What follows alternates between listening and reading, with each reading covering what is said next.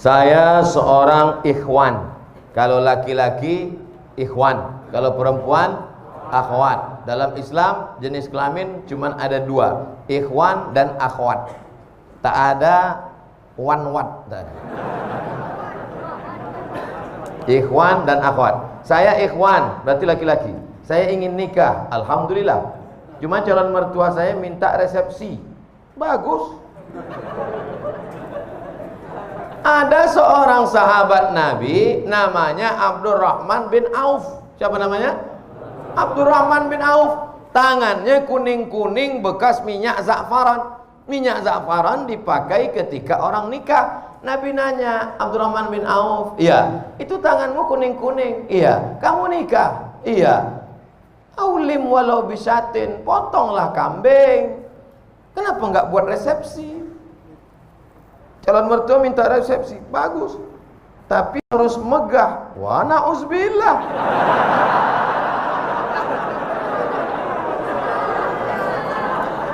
Aulim walau bisatin, buatlah kenduri walaupun hanya motong seekor kambing. Seekor kambing di Arab itu artinya ngundang 10 orang. Karena di Arab itu kalau kambing 1 ekor itu 10 orang. Artinya buatlah kenduri, walimah, resepsi walaupun yang diundang hanya 10 orang, 1 ekor kambing. Karena di sana motong kambingnya. Di sana Mesir motong ayam itu cuma 2 kali potong. 1, 2, 1, 2. Ayam paling kecil 1/4. Bukan seperti kita dimutilasi. Hancur. Makanya orang Arab kalau makan tempat kita lihat, ini kena Hiroshima Nagasaki.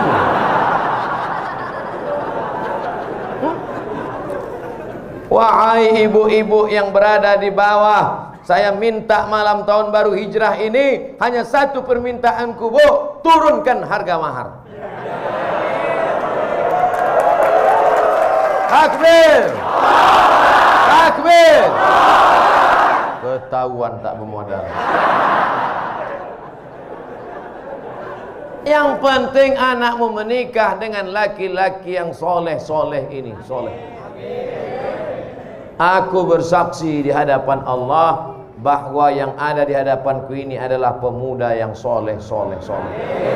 Mereka sudah mau datang ke masjid, sholat berjamaah, meninggalkan segala macam aktivitas malam ini. Tiba-tiba datang dia meminang anak gadismu dengan cara yang baik. Bapak, saya mau hubungan ini tidak hanya sekedar pertemanan, tapi ingin lebih dekat, mau minang. Apa nanti datang-datang sini? Naik apa tadi kemari? Naik Grab, Pak. Pulang.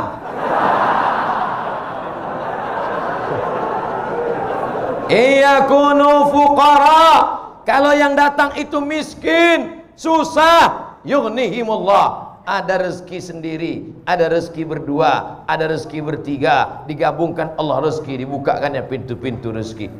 Idza ja'akum man tardawna dinahu. Kalau datang meminang anak gadismu laki-laki, dinahu, agamanya baik, wa khuluquhu, akhlaknya baik, fazawwijuhu, nikahkan dia dengan anakmu. Kalau kebetulan kau kaya, mobilmu mewah, duitmu banyak, katakan kepada dia, kau jaga anakku baik-baik, masalah urusan belanja ku tanggung dulu beberapa bulan, tapi jangan lama-lama kali.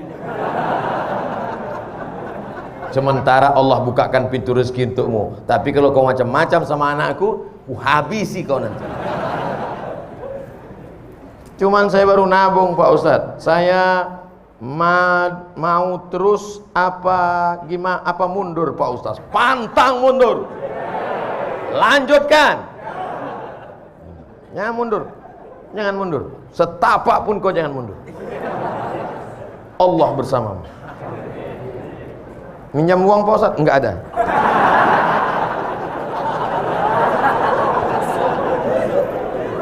Ustadz, saya mau nanya, jika ibu saya menikah lagi dengan laki-laki lain, ayahnya udah meninggal, sekarang dia tinggal sama ibunya mau nikah lagi, kira-kira begitu, apakah saya harus menghormati dan menyayangi bapak baru saya seperti bapak kandung saya, sedangkan kakak-kakak saya melarang saya untuk mendekatinya? Di mana letak salahnya? Bapakmu yang baru itu rajin sholat berjamaah ke Jami' Al-Abrar, dia mendengarkan ceramah Ustadz Somad, dan dia pula orang yang baik, sopan santun, kau tidak suka hanya karena dia bukan bapakmu, itu takdir Allah. Itu ketetapan Allah. Kenapa engkau tidak ridha menerimanya? Kecuali bapakmu yang baru itu sakau, pengedar narkoba. Itu pun kau tak boleh benci, kau tetap baik sama dia. Tenang ya Pak, tenang, tenang, tenang. Kau pergi lapor ke BNN. Ini banyak sekarang anak-anak yang keliru. Setelah bapaknya meninggal, ibunya dibiarkannya sendiri, padahal ibunya perlu nafkah, perlu kasih sayang. Maka sampaikan kepada dia, Mama, kalau mau menikah lagi, menikahlah. Biar kami susun tim fit and proper test. Begitu. Masukkan saya tim, nanti saya seleksi ayah kalian. Begitu juga sebaliknya. Ibu kalian meninggal, ayah kalian sebatang kara. Jangan kalian biarkan dia sendiri. Dia perlu ada yang memasak, ada yang merawat, ada yang menjaga dia. Bukan sekedar cuci laundry banyak. Kalau sekedar makan, rumah makan, restoran banyak, tapi dia perlu kasih sayang. Ini ada orang bapaknya ada sendiri, emaknya meninggal. Dia kasih tahu, Papa, kalau mau pergi ke Surabaya, kakak ada. Kalau mau pergi ke Singapura, adik ada. Kalau mau ke Jakarta, saya ada. Kemana Papa terbang, tak usah pikirkan. Kata bapaknya, kalian kemana aku terbang aja yang kalian pikirkan. Kemana aku hinggap tak kalian pikirkan.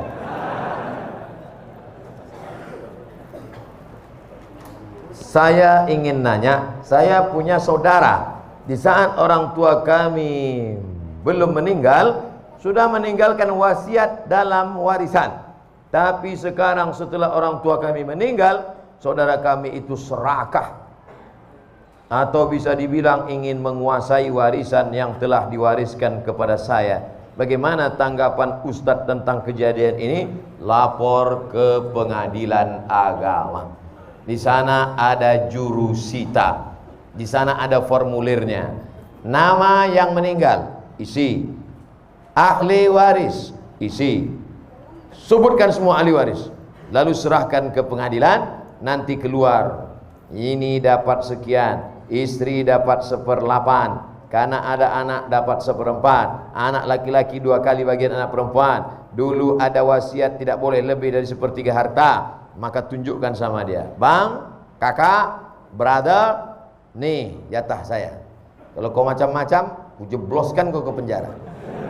Tentu tidak kasar begitu, lembut. Abang, kau dari rahim yang sama dengan aku. Aku tak ingin menganiayamu. Aku buat laporan ini bukan karena aku dengki dan marah, tapi karena aku tak ingin kau makan haram. Keras sekali Pak Ustaz. Aku tak ingin kau makan haram. Kalau ada kalian menuntut adik, abang, kakak, itu bukan berarti zalim, tapi menjaga dia, anaknya dan istrinya supaya jangan sampai makan haram. Bayangkan ini kalau didiamkan, dikuasainya harta warisan, tanah dikuasainya, kebun dikuasainya, angkot dikuasainya, makan haram dia, anaknya, cucunya, istrinya. Maka selamatkan saudara ini dengan cara menegakkan hukum warisan ke kantor pengadilan agama. Ada jurusita, disita nanti itu. Saya sudah setahun hijrah. Lalu belum lama ini saya bertemu kembali dan dengan mantan yang dulu pernah saya kenal. Berarti CLBK, cucian lama belum kering. Anak-anak ketawa macam pahaman.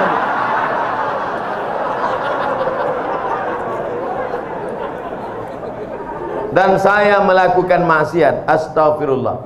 Dulu saat ini saya berusaha untuk kembali meningkatkan iman saya, tapi rasanya sangat berat ujiannya. Apakah saya termasuk munafik Pak Ustadz? Kau terjerumus dalam dosa. Maka yang pertama dilakukan adalah taubat nasuha. Mandi taubat, sholat sunat taubat, habis itu istighfar. Namin muslimin yudhinibu dzamban, kalau ada orang silap, khilaf, salah, terjerumus dalam dosa, summa yatatahhar, mandi taubat. Summa yusalli rak'ataini, salat sunat taubat 2 rakaat. Summa yastaghfirullah, minta ampun kepada Allah. Astaghfirullah Rabbal baraya, astaghfirullah minal khataya. Setelah sholat istighfar, lalu kemudian buka HP, cari nama dia, delete, update status, mohon maaf untuk sementara kita tak usah jumpa dulu setan.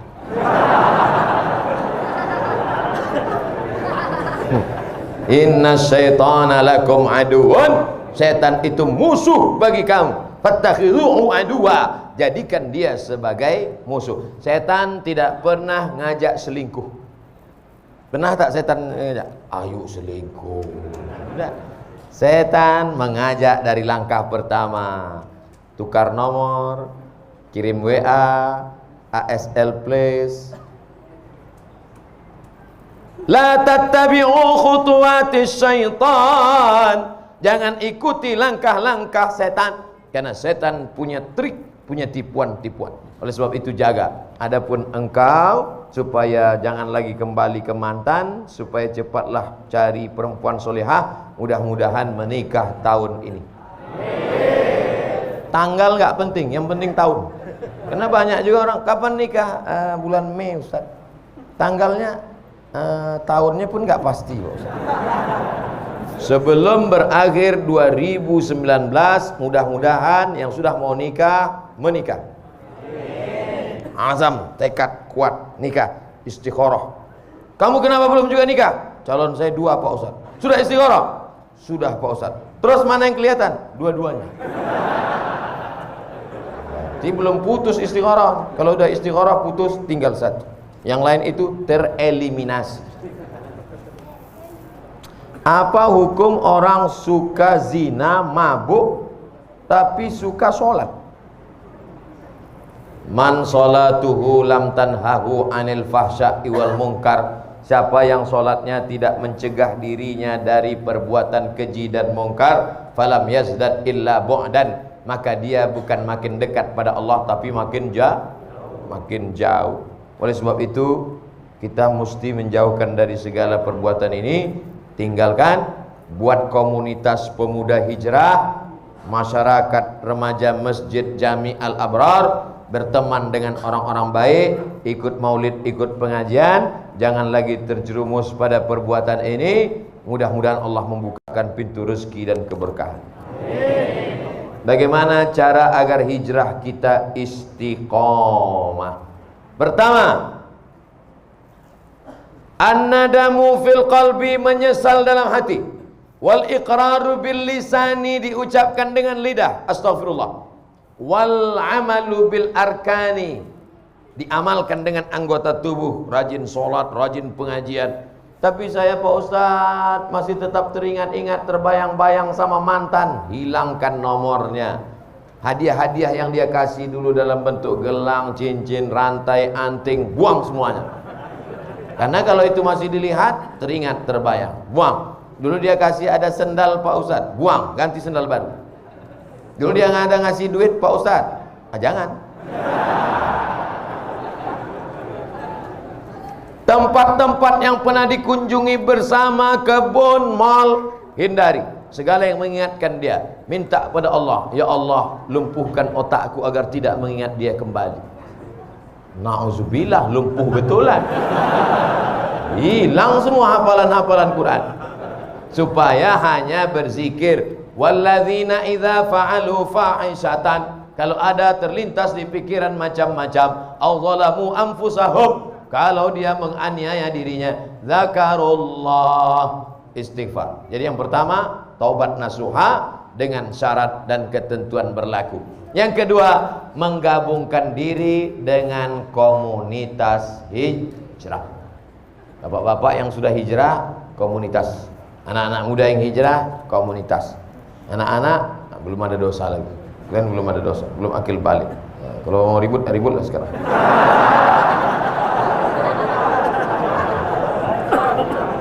Gabungkan diri, karena ini lemah. Satu pohon kayu di tengah hutan, datang angin kencang, patah. Dengan angin puting beliung, tercabut. Tapi kalau dia di tengah kayu-kayu lain, angin kencang dia slow. Datang angin kencang, dia slow aja. Kenapa? Yang pinggir-pinggir itu yang kena. Nah, inilah makanya berjamaah. Alaikum bil jamaah. Ini kalau kita ramai begini, setan-setan takut. Paling cuma ngintip-ngintip dari gelap-gelap.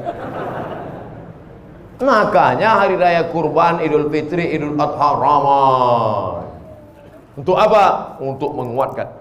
Ini malam ini tabligh akbar ini ramai begini. Wah, yang selama ini imannya down, melihat orang ramai bangkit lagi. Takbir. Bangkit dia. Begitu nanti pulang sendirian, low back. Makanya harus terus pulang tidur. Besok jamaah subuh.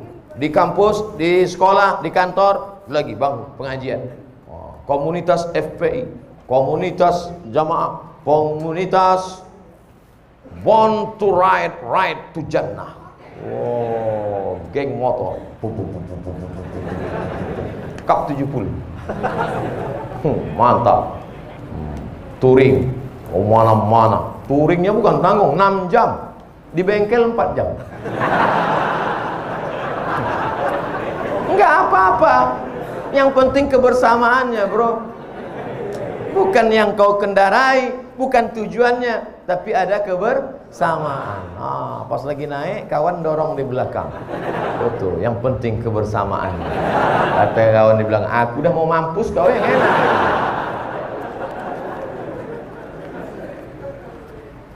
Pertama, menyesal dalam hati, diikrarkan di lidah, diamalkan dengan anggota tubuh, menyesal. Lalu kemudian setelah itu menggabungkan diri dengan komunitas. Yang ketiga, sering-sering ziarah kubur dan ngelihat orang sakit. Saya pergi ngelihat orang sakit, anak muda umur 23 tahun mandi di pantai, tiba-tiba luka sedikit aja. Tiba-tiba Allah beri ujian, dalam waktu 9 bulan kanker kulit dari atas sampai ke bawah. Harus dibawa ke rumah sakit. Perempuan seperti hamil 9 bulan. Ibu sudah berapa lama? Baru 4 bulan. Apa ini? Cancer. Orang barat menyebutnya cancer. C-A-N-C-E-R. Cancer. Orang kita payah nyebut cancer. Apa ini? Kanker. Tumor. Harus dibuang daging dalam. Berapa uang untuk membelah, membedah, membuang daging? 40 juta. Kalau sampai pendarahan masuk ICU, 70 juta. Ya Allah. Satu saudara kita kena kanker mata, hampir sama besar mata dengan kepala, ditutup dengan sapu tangan. Sampai di situ saya disuruh ceramah sama Ustaz Hanan At-Taqi. Silakan Ustaz Somad ceramah. Tak sanggup saya ceramah. Assalamualaikum. Lemas badan saya. Ternyata yang kau hadapi selama ini belum ada apa-apanya, Abdul Somad. Mereka kulitnya, perutnya, matanya, yang satu berlubang leher. Nah, kanker tenggorokan. Jadi yang kau rasakan selama ini belum ada apa-apanya bersama. Kau baru dilaporkan. Kadang kita hidup ini kita merasa kita lah yang paling berat, kita lah yang paling. Ternyata pergilah ke rumah sakit. Pergi. Besok Pak Ustaz, malam ini juga. Pulang dari sini, pergi ke rumah sakit. Kalau security-nya nanya, mau kemana Pak? Jenguk. Ada keluarga yang sakit? Enggak ada. Jadi Bapak mau ngeliat siapa? Semua yang di rumah sakit nih mau kulihat. Siapa yang nyuruh? Nih Ustaz Somad, tonton video ini. Kalian pun jadi security di rumah sakit ini, ambil juga pelajaran. Ceramahi security itu malam ini. Hai security yang bekerja di rumah sakit. Berapa banyak orang sakit yang kalian lihat? Kenapa tak pernah mengingatkan kalian kepada kematian? Hai dokter-dokter, dokter spesialis, kenapa gaji kalian tak kalian sedekahkan? Keluarkan duit. Potong, upload, like and share. Saudara yang dimuliakan Allah Subhanahu wa taala. Apa yang kita cari hidup yang singkat ini kalau bukan mempertahankan iman istiqomah dan amal soleh. Yang disampaikan Ustaz Abdul Somad malam ini hanya sekutil, hanya seupil, hanya segelintir, 0,1% dari kajian Islam. Makanya besok kalau ada kajian Habib, datang. Ada baca kitab, datang. Ada kajian Ustaz, datang. Jangan pikirkan Habib siapa, Ustaz siapa. Yang penting datang majelis ilmu. Datang, duduk, dengar, diam. Ngantuknya pun ibadah. Kalau ada kawan di sebelah, ente datang kok tidur. Tidur ini pun ibadah.